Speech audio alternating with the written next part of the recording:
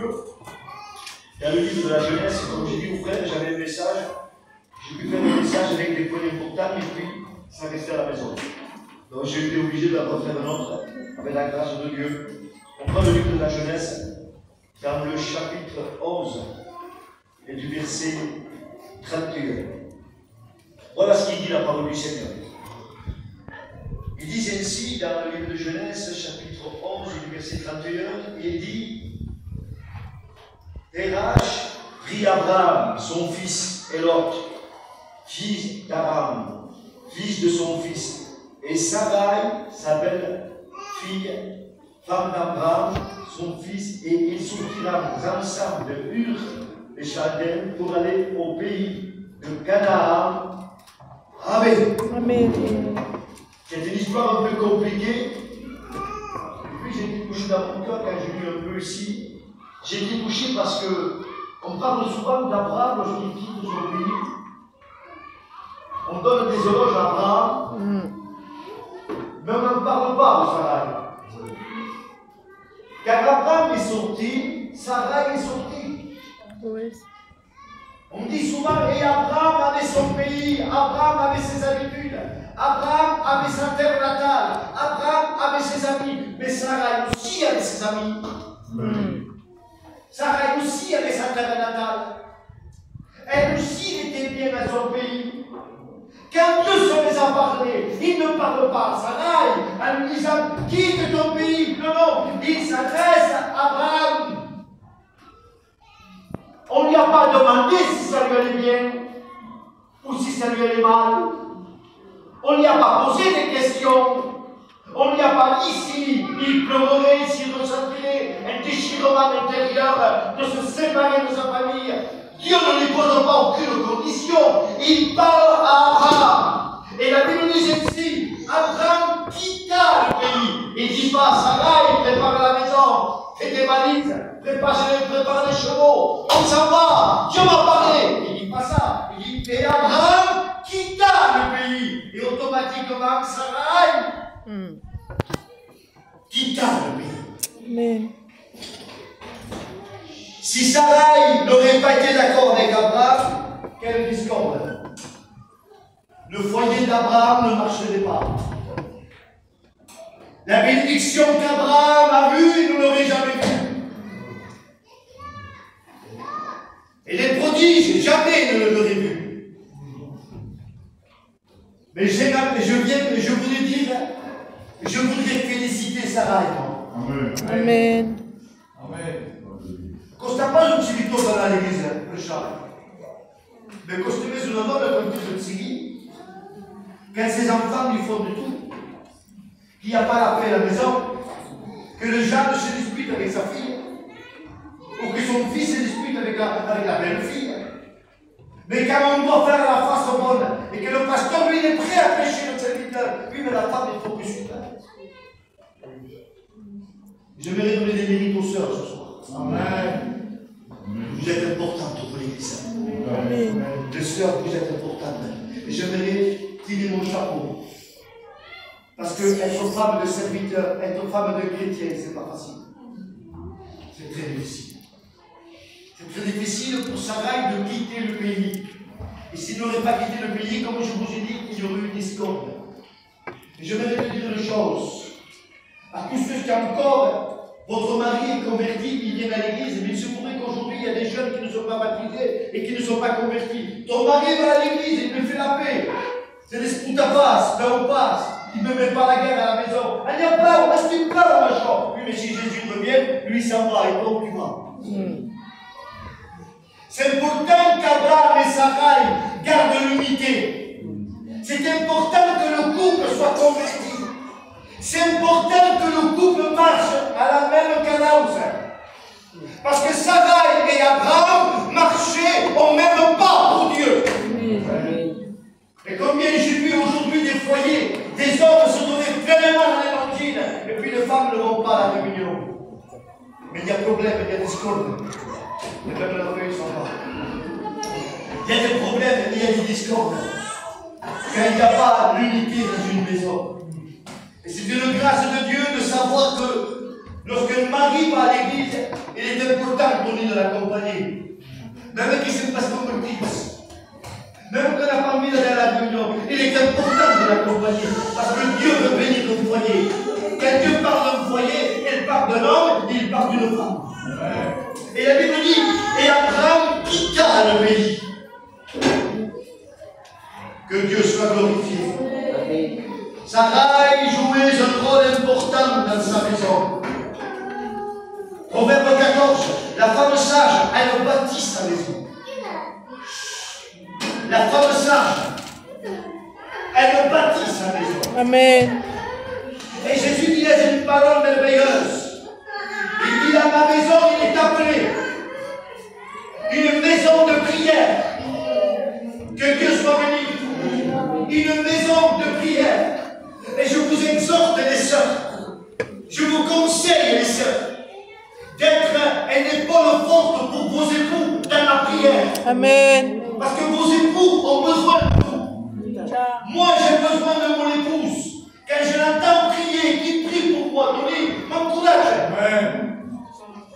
Et vous avez un rôle important dans votre maison. Non simplement encourager vos époux, mais amener vos enfants dans l'évangile. Et si vous n'écoutez pas par la voix, alors placez-le dans la prière. Amen. Mais je vous dis une chose, que rien n'est perdu avec Dieu. Amen. Que les prières que tu adresses, Dieu les entend. Et à un moment donné, il arrivera à l'abrutissement de l'exaucement. Dieu va exaucer ta prière. Mais cependant, tu dois être au garde-vous, à te tenir devant Dieu. Voyez-moi qu'il y a un prix à payer.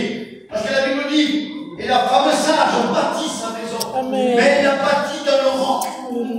Que Dieu soit glorifié. Amen. Que Dieu soit béni. Amen. La Bible dit celle-ci. Honore ton père. Attention, honore ta mère. C'est-à-dire que Dieu élève la femme. Car il dit, honore ton père en parlant des enfants. Il dit aussi, honore ta mère. Et il est très important que Dieu met en évidence l'homme et puis Dieu met en évidence la femme. Parce que le couple pour Dieu, il est pour servir l'Éternel. Avec des fonctions différentes, certes, mais il est pour servir l'Éternel. Que Dieu soit glorifié. Amen. Que Dieu soit béni. Parce que Dieu est grand. Parce que Dieu est merveilleux. Que Dieu soit loué. Ah, la postérité d'Abraham, elle va se manifester quand le couple fait un. Quand le foyer, il fait un.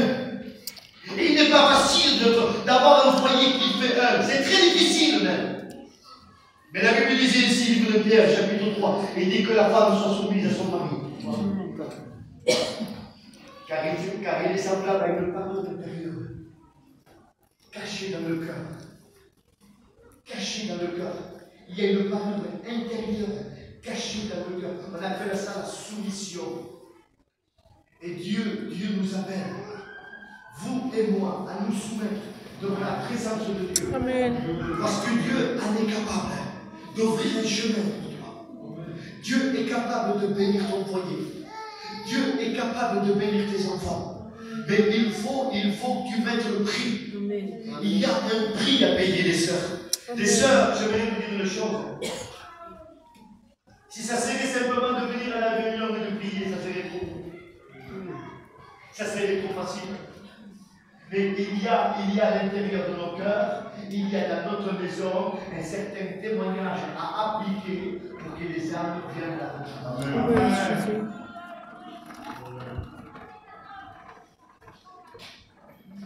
La Bible dit qu'à une femme est soumise, il n'a pas besoin de parler pour convertir, les gens se convertir. La Bible dit chapitre 3. Il dit qu'à une femme est soumise, et il n'a pas besoin de parler pour convertir les gens. Les gens qui ne vivent pas devant sa maison, ils se convertissent. Il n'a pas besoin de témoigner, il n'a pas besoin de crier sur les toits, mais simplement sur le fait d'être. Sur le fait d'être. Faire refléter de toi une femme de Dieu. Et Dieu sait que bien dans cette cité et dans toutes les cités, on a besoin de ces femmes représentatives, que ce sont des femmes de Dieu. Ouais. Parce que la cité a besoin de se convertir, parce que ton voisinage a besoin de se convertir, parce que ta famille a besoin de se convertir. Que Dieu soit béni, amen. Que Dieu soit glorifié, que Dieu soit loué. La Bible disait ici qu'Abraham est au chef de Mamré, dans le chapitre 18 de le livre de Genèse. La Bible dit 3 hommes allaient à la rencontre d'Abraham. Et qu'est-ce qu'il fait Abraham? Il se met à courir et le voit. Il se met à courir, il se met devant eux. Et il dit, que puis-je faire pour vous? La première des choses qu'ils disent, oui, ça va. C'est-à-dire qu'Abraham ne l'intéresse pas. Moi, je vais chercher Abraham. Moi, j'arrive là-bas, il me faut Abraham. J'ai besoin de parler avec eux. Et Dieu dit non, je ne veux pas parler avec eux. Oui, ça va. Vous savez, pourquoi? Parce que c'est elle le problème. C'est elle qui ne peut pas affronter. C'est elle le problème. C'est elle le malade. Ce n'est pas Abraham le malade. C'est Sarah le malade. Et puis, il est âgé de 90 ans.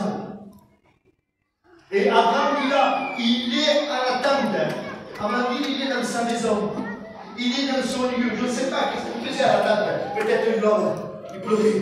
Peut-être qu'il souffrait. Peut-être qu'il gémissait. Peut-être qu'il lui dit, Seigneur, tu m'as trompé. J'ai 90 ans. J'ai parti avec mon mari, avec la promesse que tu me donnerais un fils. Et aujourd'hui, la vieillesse m'a saisi. Les rides ont rempli mon visage. Je ne suis plus la même. Ah, merci, tu as changé de nom. De Sarah, j'ai passé à Sarah. Selon la parole de Dieu, il y a une seule femme que Dieu a changé de nom. C'était que Sarah. Et je bénis Dieu.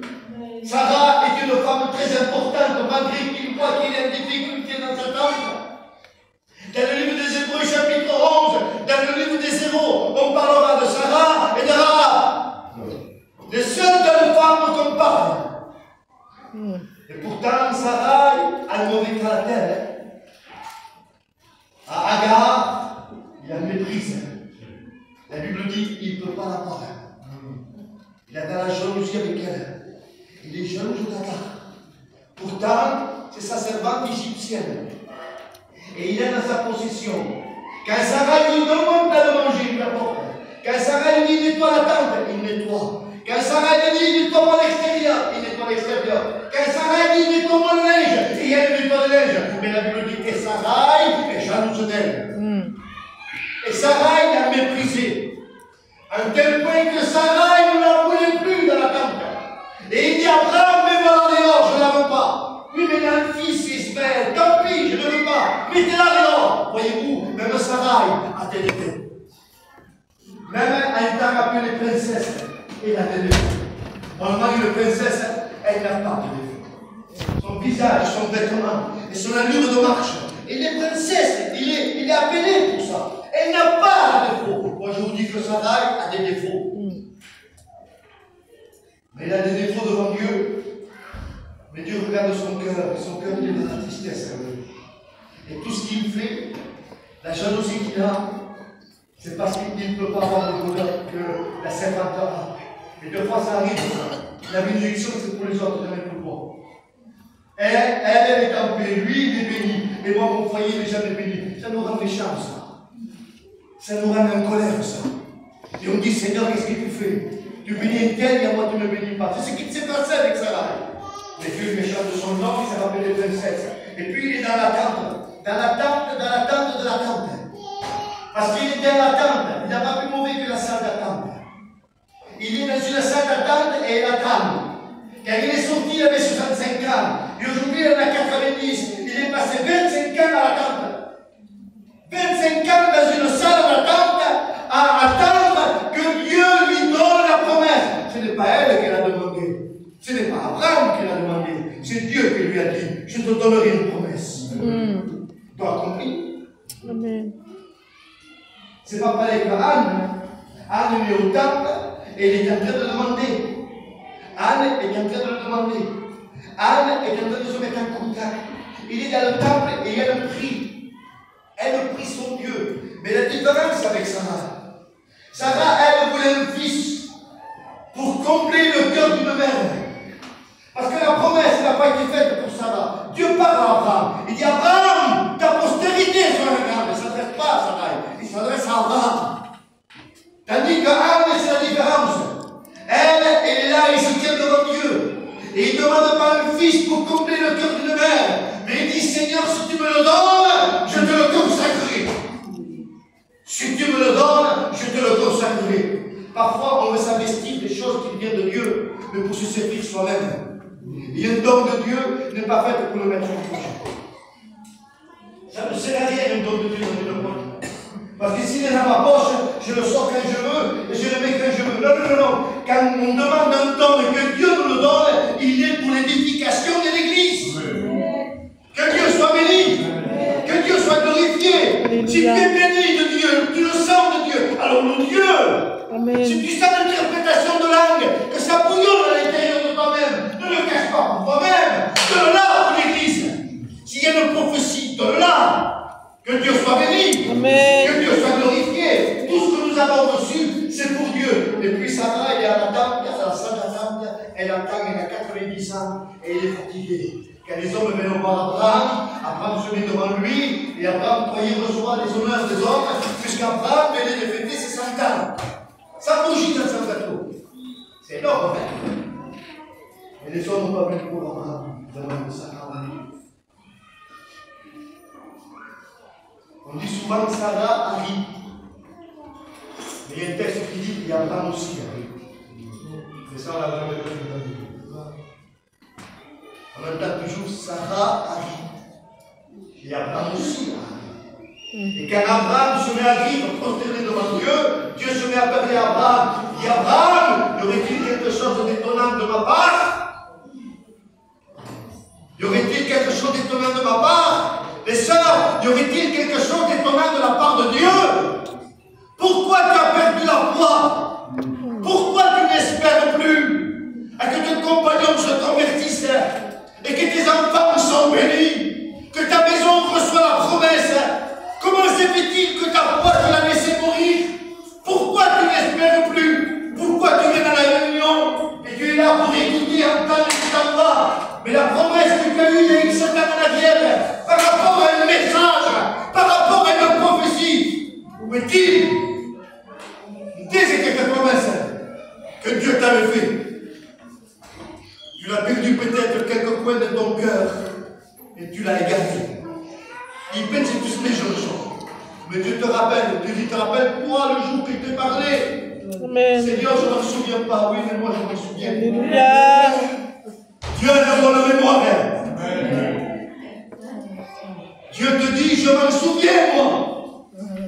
Quand je t'avais parlé dans ton cœur et que je t'avais dit que je te donnerais une bénédiction particulière pour ta famille, une bénédiction particulière pour ton foyer. Dieu est toujours le même. Il dit, je ne suis pas un homme pour mentir, mais fils d'homme pour se attendre. Il est Dieu. Amen. Que Dieu soit glorifié. Il est Dieu. Il est le Dieu qui siège. Il est le Dieu qui voit. Amen. Il est le Dieu qui te regarde. Il est le Dieu qui tient ses promesses. Dieu n'abandonne pas ses promesses. Ce que Dieu t'a dit, il accomplira. Amen. Et ça, et des courage. Alléluia. Parce que le vent de ce siècle, l'apostasie, est en train de dire aux gens, n'allez plus à l'église et Dieu n'existe pas. C'est le vent de l'apostasie, c'est l'esprit de l'apostasie qui est en train de passer dans les gens, dans les églises. Ils aimeraient que les gens sont paralysés. Ils viennent à la réunion, mais ils sont paralysés. Ils aimeraient qu'ils ne peuvent pas invoquer. Atteints par la paralysie de l'apostasie, mais par la parole, par l'épée de la parole, on va briser l'incrédulité. Amen. Que Dieu soit glorifié. Oui, l'incrédulité te rend muet devant Dieu. C'est l'incrédulité. Il s'aimerait qu'il met une main dans ta bouche pour pas que tu parles. C'est l'incrédulité, ça. Mais au nom de Jésus, nous voulons mettre à terre l'incrédulité. Amen. Et espérer en Dieu. Alléluia. Espère en Dieu, ma soeur, Dieu ne t'a pas oublié. Amen. Dieu te regarde, tu es une princesse à ses yeux. Et même que tu es aujourd'hui dans une salle d'attente comme Sarah, mais j'aimerais te dire que Dieu ne t'a pas oublié. À un moment donné, Dieu viendra te voir. Il viendra te visiter. Que Dieu soit glorifié. Amen. Que Dieu soit béni. Que Dieu soit loué. Oui, recevez Jésus. Recevez par la promesse. Parce qu'il est la parole. Amen. Parce qu'il est la parole. C'est une parole faite de chair. Aujourd'hui, il est en train de passer dans les champs. Il te parle, il te bénit, il te fortifie. Il t'encourage. Il t'encourage. Il te dit, ne baisse pas tes bras. Élève tes bras. Prends ton épée, prends ton armure. Allons au combat, au champ de bataille. Voilà l'église. Elle combat au champ de bataille. Alléluia. Ne te laisse pas endormir par l'apostasie. Ne te laisse pas affaiblir par l'apostasie. Cantique des cantiques nous dit que la femme était en train de dormir. Il s'endormait. Et puis il entend un frappement dans sa porte. Un frappement qui est fort. Mais elle dort. Et puis de nouveau un frappement. Et puis elle se réveille. Et quand elle entend la voix, c'était la voix de son bien-aimé. C'était la voix de son époux, c'était Salomon, qui est l'image de Christ. Et il frappe à sa porte, comme ce soir, l'Esprit frappe à ta porte. À la porte de l'incrédulité que tu as fermée à tout autour. Et qui t'empêche de recevoir la bénédiction. J'aimerais te dire que la parole, elle frappe. Il pourrait la briser, ta porte de l'incrédulité. Mais comme c'est toi qui as la clé, la tâche que tu l'ouvres. Parce que Dieu veut de la foi de ta vie. Amen. Dieu veut de la foi de ta vie. Dieu ne veut pas autre chose que la foi. Il est en train de frapper à ta porte. Vas-tu faire comme cette femme, comme la Sunamite, qui nous dit la parole de Dieu? Je ne peux pas me lever. Je ne peux pas me lever. Mais quel est ton problème? Tu es malade? Mais non, je ne suis pas malade. Alors qu'est-ce que c'est? Parce que je dois de nouveau relaver mes pieds. Je viens de les laver. J'ai peur de me les salir. Aujourd'hui, tous les prétextes vont bien pour ne pas rentrer en communion avec Dieu. Parce que tu es tellement bien là où tu te trouves. Mais je vais te dire une chose. Parce que la tempête n'est pas venue. Parce que la mer n'est pas agitée. Mais je te dis qu'à partir d'aujourd'hui, à un moment donné, le vent va souffler. À un moment donné, la mer va être agitée. Comment vas-tu faire? Jésus. Pour les apôtres, ils avaient Jésus, ils l'ont réveillé. Et toi, à qui vas-tu réveiller? Tu vas réveiller Jeannot? C'est que non, hein? Quand tu l'appelles là, toi, tu l'appelles devant chez toi avec sa Bible parce qu'il veut t'aider. Mais c'est que non, hein? C'est l'appel aux hommes. Mais si tu fais appel à lui. Amen. Alléluia. Amen. Dans le moment de désespoir, de détresse, là où tu es dans des situations qui sont graves, quand tu fais appel à lui, il vient, il se met devant ta porte, et puis il attend que tu l'ouvres. Ouvre-lui ta porte. Ouvre-lui ta porte. Seigneur, à partir d'aujourd'hui, je veux croire. Seigneur, à partir d'aujourd'hui, je veux briser la glace. La glace qui m'empêche d'avoir un contact avec le feu. Je veux la briser, la glace. La glace, c'est quoi? C'est le doute. Le doute, c'est le pire ennemi de Dieu. Dieu ne travaillera jamais avec le doute. Dieu travaillera toujours avec la confiance, avec la foi, avec la sûreté. Mais Dieu, avec le doute, ne travaillera jamais. Le doute est l'arme efficace de Satan. Le doute, c'est son arme efficace. C'est la carte favorite du diable. C'est le doute. Même les plus grands pasteurs, les plus grands ministères ne peuvent rien obtenir s'il y a le doute. Dans le doute, on ne voit pas le bras de Dieu agir, mais dans le doute, on voit le bras de Dieu reculer. Et je pense que c'est pas ça que Dieu veut ce soir. Alors si tu veux que le bras de Dieu se manifeste, brise ton doute. Brise ton doute. Souvent tu vas dire, Seigneur, augmente-moi la foi. Seigneur, augmente-moi la foi. C'est bien ce que tu dis. Mais avant d'avoir la foi, la confiance. Amen. La confiance donne naissance à la foi. Gloire à Dieu. S'il y a la foi sans la confiance, comment marcher? Pourquoi je dis ça? Parce que si aujourd'hui je reste en panne et que je sais qu'Ismaël se trouve à 3 mètres de chez moi, je sais qu'il est là. Donc qu'est-ce que je fais? Je l'appelle à lui. Mais pourquoi tu l'appelles à lui, pas ton île? Parce que je savais que lui il était près de moi et que ton île n'était pas près de moi. C'est ça la confiance. Quand j'ai confiance, je sais qu'Ismaël est à côté. Et deuxièmement, ça va me permettre de lui téléphoner. Et je téléphone par la foi, je sais qu'il va me répondre. Et puis il va venir. C'est ça la confiance engendrée dans la foi. Et aujourd'hui, on veut la foi. Mais il faudrait que tu aies la confiance pour avoir une certitude que Dieu peut venir dans toutes les conditions de ta vie. Amen. Que Dieu soit glorifié. Que Dieu soit béni. Amen. Que Dieu soit loué. Amen. Dieu ne t'a pas oublié. Dieu t'aime. Dieu t'aime trop pour te perdre. Dieu m'aime trop pour me perdre. Il utilisera toujours ses dernières forces pour utiliser en surveillant que nous venons auprès de Dieu et obtenir ce que nous devons recevoir. Reçois de Dieu, ma soeur. Tu sais que ton foyer va mal. Tu sais que ton mari vient à la réunion. Et tu sais que sa foi, il a diminué. Tu le constates toi-même chez toi, c'est plus le même. Il est ailleurs complètement. Il vient à la réunion avec un sourire. Et tout le monde se dit quel homme de Dieu. Mais dans ta maison, tu vois que ton mari ne va pas bien. Spirituellement, ne va pas bien. Alors si tu vois que ton époux ne va pas bien, qu'est-ce que tu vas faire? Si lui ne va pas à la réunion, il faut qu'il passe. crois que c'est pas la solution. Marie, allons à la réunion. Je ne suis pas crié ce soir, je n'ai pas mis dans la réunion, je passe un problème. Je prends mon foulard, je vais à la réunion. Amen. Pourquoi je vous dis ça? Parce que ça se passe aujourd'hui. Et ils voient que leurs maris ne vont pas à la réunion, elles non plus ne vont pas. Quand ils guettent quelques jours ça va à la réunion, elles non plus ne vont pas à la réunion. Quel encouragement de leur petit rapport s'ils voient que tu fais comme lui. Et s'il y aurait une réunion de frères, j'aurais dit pareil. Frère, comment veux-tu que ta soeur, que ta compagne soit encouragée? Quand il m'a fait les réunions, bon, je te marque. Ça serait exactement le même. Pourquoi? Parce qu'on est tous logés à la même enseigne. On est tous logés au même niveau. Tu as besoin de rebâtir ta maison. Parce que ta maison, il te semblerait, je ne sais pas pourquoi je dis ça, mais ta maison, il te semblerait qu'elle est en train de s'effondrer comme de la poussière. Il commence à tomber spirituellement. Tu vois qu'avec ta maison, c'est l'express. Tu ne cherches plus Dieu. Tu ne lis plus ta Bible. Non simplement toi, mais ton époux fait pareil. Aujourd'hui, concentré dans les choses matérielles. Aujourd'hui, concentré dans les finances. Aujourd'hui, concentré dans le matériel, dans les choses bonnes. Mais la réalité, il semblerait qu'en cherchant les choses matérielles, on est en train de négliger ce que Dieu a placé dans ton cœur. Les choses de ta maison n'ont pas de valeur pour Dieu. Parce qu'il reste là. Ce qu'il a de la valeur, c'est ton âme. Amen. Et tu n'as pas le droit de mépriser ton âme en le privant de Dieu par rapport aux problèmes que tu passes. Ce n'est pas comme ça le bon combat. Il m'a mais il va écouter l'assemblée. Et l'autre semaine, j'irai mieux. C'est pas comme ça qu'on gagne les choses. Au contraire, j'y vais mal, mais il a sonné. Amen. Il mal, puis le scope, elle peut gagner le scope.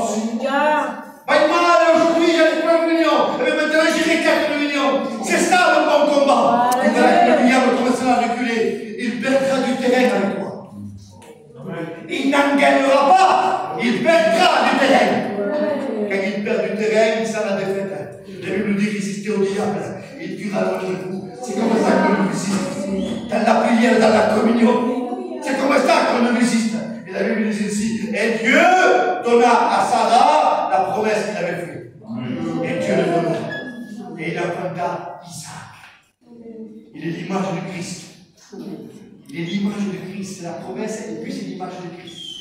Amen. Alléluia. Il est l'image de Jésus. Jésus est là. Et je vais arrêter sur ces paroles. Alléluia. Gloire à Dieu. Pendant qu'on s'écrit, s'il vous plaît. Je ne sais pas la réunion comment